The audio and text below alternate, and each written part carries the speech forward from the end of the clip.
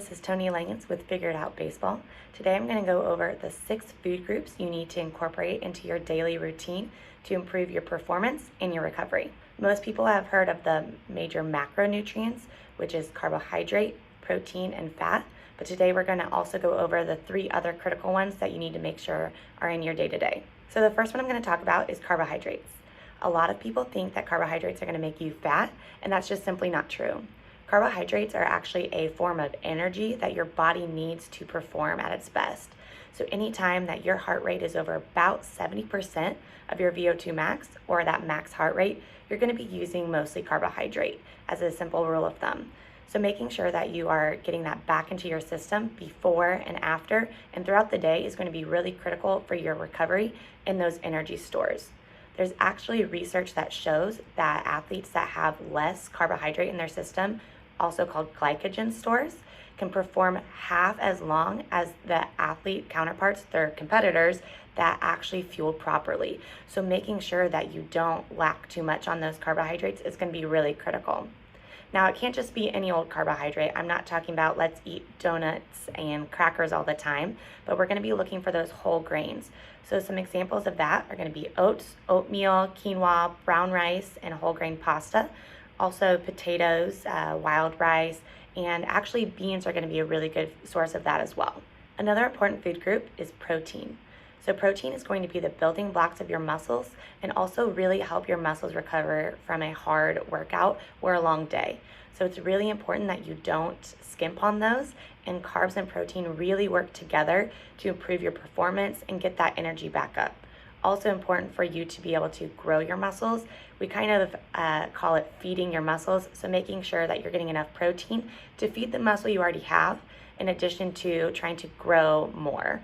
This is also going to be important for just recovery in general.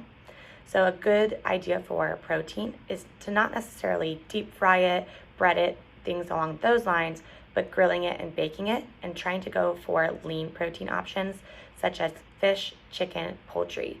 Other good options are going to be beans and legumes, eggs, and soy products, and pork as well. Dairy products also have some good protein in it, but not every dairy substitute, so make sure you look at the label. Healthy fats are also going to be extremely critical for especially young athletes. The importance of healthy fat is because they're the building blocks of hormones. So that's going to be testosterone, estrogen, hormones that help you sleep, and combating different stress hormones as well. So it's going to be very important that you incorporate about 2 to 3 servings into your diet. Avocados, nuts, seeds, olive oil, canola oil, those are all great forms of healthy fat. Another great thing about healthy fat is it has the highest calories per gram out of any food group.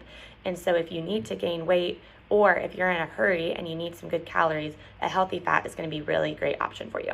Vegetables. A lot of people really underestimate what vegetables can do for your performance. They have the most nutrient value per gram out of any food group. So I like to consider them as little multivitamins. So if you incorporate them into your day, every single day, it's going to make a huge difference, and it can actually help you use that carbohydrate and that protein and healthy fat a little bit more efficiently. So if you've heard of eating the rainbow, that refers to vegetables and fruits.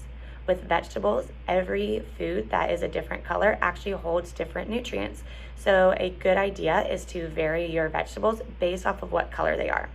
Now, if you're starting off and you only like one vegetable, that's a good start. Eat that pretty frequently and try to slowly incorporate different vegetables and figure out which ones that you like and which ones that you don't. So I encourage you to make a list and start circling and Xing off, and then every so often try one that you didn't like before. So again, they are very high in nutrients, and they can help your recovery and reduce your inflammation. Fruits are also very important for reducing inflammation, improving your immunity, and also increasing those vitamins and minerals in your body. So trying to vary what fruits you eat as well, and they're a great snack. The last food group I'm going to talk about is dairy or dairy substitute. Now, not everybody can handle dairy, and that is okay. There are great fortified dairy substitutes out. The big thing to look at is calcium. Is there calcium and vitamin D in it? That's very important. So calcium for a young athlete is critical because there becomes a time in your life where you actually cannot improve your bone mineral density or your bone strength. And so making sure that you're getting this now, about 3 servings a day, is going to really improve your bone strength. So if you do ever break a bone, you'll be able to recover a little bit faster, and it can actually reduce your likelihood of little fractures. So a serving for that is going to be a cup of yogurt, an 8-ounce glass of milk, a 1-ounce cheese, or things like that. Also, almond milk or soy milk that are fortified is also going to be good options for you. So there you have it. That's your 6 food groups that you need to incorporate into your everyday. And so a good recommendation is try to get around 2 to 3 in every snack and 4 to 6 food groups in all your meals. This really helps focusing on not forgetting different food groups. So again, those food groups are carbohydrate, protein, healthy fat, vegetables, fruits, and dairy or dairy substitutes. Again, this is Toni Langhans with Figure It Out Baseball, and I can't wait to talk to you in our next lesson. It's going to be about how to build your plate.